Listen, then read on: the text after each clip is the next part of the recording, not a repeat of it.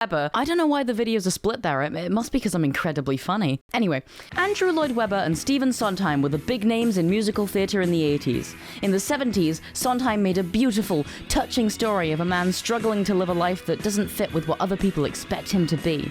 Lloyd Webber made a fuck ton of money. Webber's 80s musicals are the ones that you've heard of, namely Cats and Phantom of the Opera. These two musicals made so much money, I can't even describe to you. Cats ran for 21 years on the West End. Company ran on Broadway for almost 2. Andrew Lloyd Webber and his producer, Cameron Mackintosh, basically made musical theatre popular again. It's kind of like making vegetables popular by covering them in chocolate and ice cream and cat ears. Most people stop eating when they start hacking up glitter, but you try and you finally make it through the layers of OSHA-violating hydraulic bridges, and you get to the very core of the show, and it's just made of wasps. Who needs themes when you have a plot-relevant chandelier installed in a theater?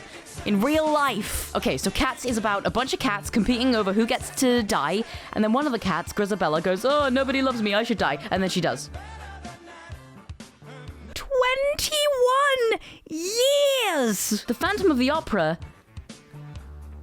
I will not describe The Phantom of the Opera. You can't make me. In 1985, Lloyd Webber's producer, Cameron Mackintosh, also produced Alain Boublil and Claude Michel Schomburg's Les Miserables. Les Miserables had a big budget, a big set, an epic story, and ideas. It had something to say. It criticized the way power corrupts people, the very structure of capitalism as an economic system, and, crucially, the French. Now that's how you write a meaningful, big-budget musical. And while all of this was going on, Stephen Sondheim was casually making some of the most meaningful musical theatre ever written.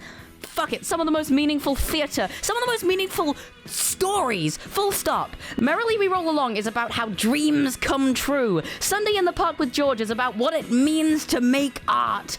Into the Woods is a silly little musical with a bunch of fairy tale characters, and it's about the very nature of the human condition. Jonathan Larson, a student of Sondheim's, wrote the defining musical of the 90s, 1996's Rent. Larson wanted musical theatre to sound more like the music he and other people his age were listening to.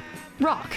Kind of like what happened in the 50s, but again, because rock now meant something almost entirely different to Elvis and Buddy Holly. Rent was set in then modern-day New York, and that meant AIDS played a big part in the show. Larson's friends were largely gay, and a lot of them were dying from a disease no one really knew much about. Larson himself died of an aortic dissection the night before Rent's first performance in 1996. By the late 1990s, Disney was just getting done releasing the animated musicals that are now burned into every child's brain until the end of time. Starting with The Little Mermaid and ending with Mulan.